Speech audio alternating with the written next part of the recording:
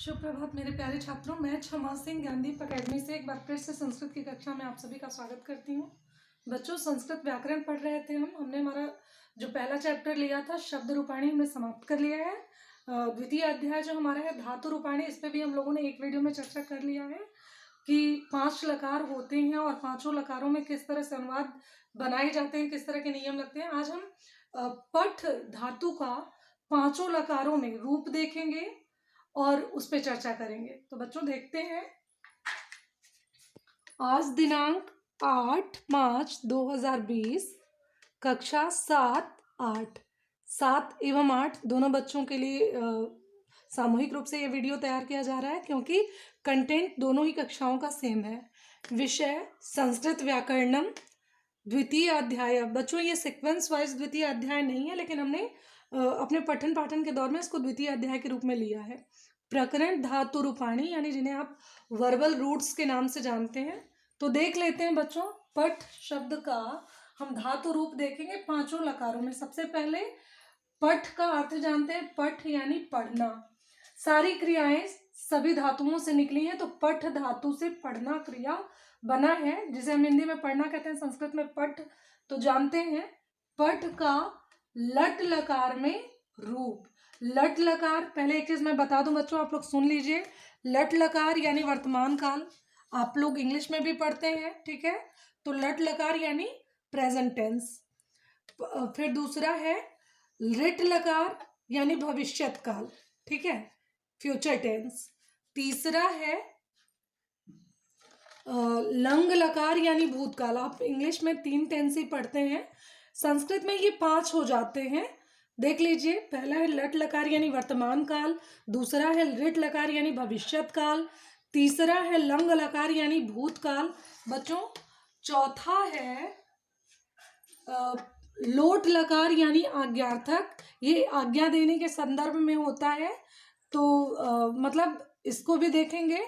और 5वां है विधि लिंग लकार, ठीक है, आज्ञा या चाहिए के अर्थ में, जिसमें हमने पिछले वीडियो में चर्चा किया हुआ है। आगे बढ़ते हैं।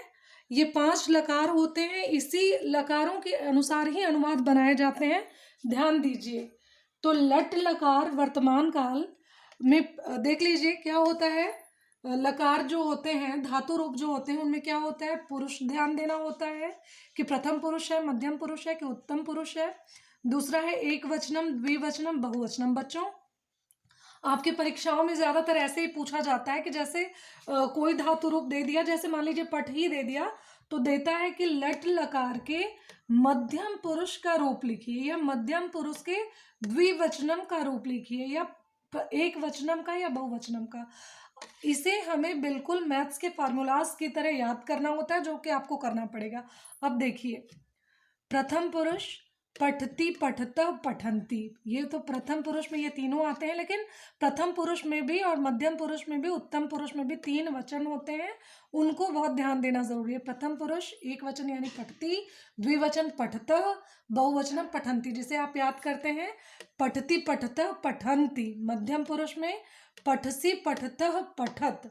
उत्तम पुरुष में पठामी, पठावह, पठामा। बच्चों, एक बहुत इंपॉर्टेंट चीज मैं बता दूं कि ये जो पठती, पठतः, पठंती है, ये सिर्फ प्रथम पुरुष के कर्ताओं के साथ लगता है, संज्ञा या सर्वनाम जो भी हैं उनके साथ लगता है, ठीक है। जैसे देखिए, अगर पठती है तो किसी के नाम के साथ लगेगा, ठीक है, किन्हीं लोगों के नाम के साथ ये लगेगा, या फिर सहतौते के साथ लगेगा। तो देखिए अन्य, देखिए बच्चों, मैंने एक उदाहरण बनाया हुआ है इस पे, देखिए वाक्य प्रयोग लट लकार, यानी वह पढ़ता है। वह क्या है, किसी संज्ञा के बदले बोले जाने वाला शब्द है वह, ठीक है, वह पढ़ता है। सह पठती, दोनों, वह दोनों पढ़ते हैं या दोनों पढ़ते हैं। तौ पठतः, वे सभी पढ़ते हैं। ते पठंती, यानी पठती एक वचन के साथ, अगर 2 लोग हैं तो उनके साथ पठता लगता है। ये सिर्फ वर्तमान काल के लिए, बाकी सारे कालों के अलग अलग शब्द हैं। नियम यही होगा लेकिन शब्द अलग होंगे, ठीक है। पठंती है यानी बहुत सारे लोग पढ़ते हैं, तो वहां पठंती। अब ये हो गया प्रथम पुरुष, यानी किसी के नाम के लिए या सर्वनाम शब्दों के लिए। मध्यम पुरुष सर्वनाम शब्दों में भी कुछ। अब यहाँ पठसी पठता पठत। एक मैं डिटेल समझा रही हूँ, बाकी मैं ऐसे ही पढ़ूंगी। मध्यम पुरुष में क्या आता है बच्चों, तुम या आप। मध्यम पुरुष हमेशा सुनने वाला होता है, ठीक है। और उत्तम पुरुष क्या होता है, हमेशा कहने वाला होता है। तो मध्यम पुरुष के साथ यानी त्वम के साथ पठती, त्वम पठसी, त्वम युवाम, युवाम हो गया द्विवचनम, तो यहाँ युवाम पठतः, त्वम युवाम यूयम, यूयाम पठत। उसी तरह बच्चों उत्तम पुरुष में अगर आए तो अहम आवाम वयम के साथ ये लगती हैं क्रियाएं। अहम का होता है मैं यानी हमेशा कहने वाला, ठीक है, बोलने वाला। तो अहम पठामी यानी मैं पढ़ता हूँ, ठीक है। अहम आवाम, आवाम पठावा यानी हम दोनों पढ़ते हैं। और पठामा यानी हम सब पढ़ते हैं। अहम आवाम वयम, वयम पठामा। बच्चों इसी तरह से आप सभी का अगर फ्यूचर टेंस है, रिट लकार है तो ये शब्दावली आएंगे, लंग लकार यानी भूतकाल है तो ये सारे शब्द रूप आएंगे। इसी तरह जिस प्रकार का वाक्य आपका है उसी हिसाब से नियम चलेगा बच्चों। फिर से देख लीजिए, लट लकार पढ़ती पढ़ता पठंती प्रथम पुरुष, पठसी पठता पठत मध्यम पुरुष, पठामी पठावा पठामा उत्तम पुरुष। बच्चों हम आते हैं दूसरे रिट लकार में। पठ यानी पढ़ना, देखिए वही चीजें हैं, पुरुष एक वचन द्विवचन बहुवचन। प्रथम पुरुष पठिष्यति पठिष्यत पठिष्यन्ति, मध्यम पुरुष पठिष्यसि पठिष्यथ पठिष्यथ, उत्तम पुरुष पठिष्यामि पठिष्यावः पठिष्याम। तीसरा है लंग लकार यानी भूतकाल, ऐसे ही है। देखिए प्रथम पुरुष में अपठत अपठताम अपठन, मध्यम पुरुष अपठः अपठतम अपठत, ये भूतकाल में है, ठीक है। उत्तम पुरुष अपठम अपठाव अपठाम। बच्चों इन तीनों पे मैंने एक एक उदाहरण बनाया हुआ है, देख लीजिए, आपको अनुवाद करते समय काम आएगा। आप में से बहुत लोग जानते भी हैं, कुछ लोग हमेशा समझाने पे भूल जाते हैं। तो बच्चों आप लोग को जहाँ भी दिक्कत होगी ज़रूर पूछिए। देखिए वह पढ़ता है, स पठती, वह दोनों पढ़ते हैं या दोनों पढ़ते हैं, तौ पठत, वे सभी पढ़ते हैं या सभी पढ़ते हैं, ते पठंती, ठीक है। तुम पढ़ते हो, तुम पठसी, तुम दोनों पढ़ते हो, युवाम पठतः, तुम सभी पढ़ते हो, यूयम पठत, मैं पढ़ता हूँ, अहम पठामी, हम दोनों पढ़ते हैं, आवाम पठाम पठावह, हम सब पढ़ते हैं, वयम पठामा। बच्चों मैं बता दूं ये सारे यानी यहाँ से पठती से लेकर पठामा तक ये वर्तमान काल के सेंटेंसेस हैं, वाक्य हैं। अगर हमको यही रिट लकार में बदलना है, जैसे वह यहाँ तो था वह पढ़ता है यानी क्रिया हो रही है तत्काल, यानी वर्तमान काल अगर यही होता कि वह पढ़ेगा तो वहाँ क्या हो जाएगा, सह पठिष्यति, ठीक है बच्चों। उसी तरह वे दोनों पढ़ेंगे तो क्या हो जाएगा, तौ पठिष्यत। आप इसी हिसाब से ये पूरा समझेंगे, बनाएंगे इस पे वाक्य। जहाँ दिक्कत होगी आप हमसे पूछेंगे। अभी हम आगे बढ़ते हैं। देखिए हम लोगों ने 3 पढ़ लिया, अब आते हैं चौथा लोट लकार पे। पट का ही रूप है, ठीक है बच्चों। लोट लकार है यानी आज्ञार्थक, आज्ञा देने के संदर्भ में।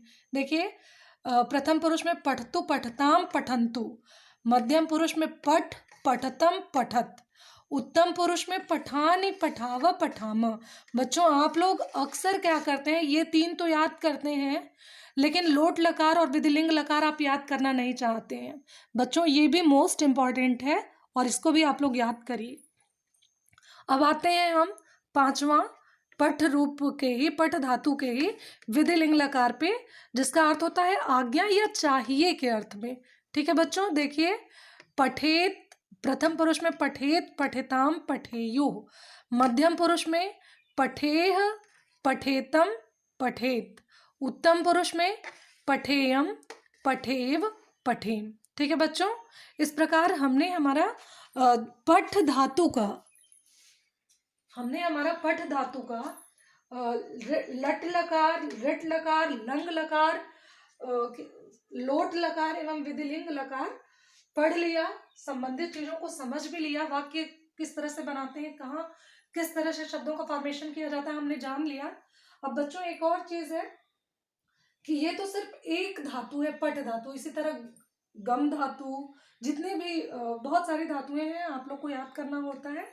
खाद है, पिब है, तो आप इसी आधार पे याद करेंगे। एक का भी अगर आपने पट का भी बहुत अच्छे से याद कर लिया तो बाकी एक दो बार पढ़ेंगे बस, तो एक दो बार पढ़ने से ही आपको याद हो जाएगा।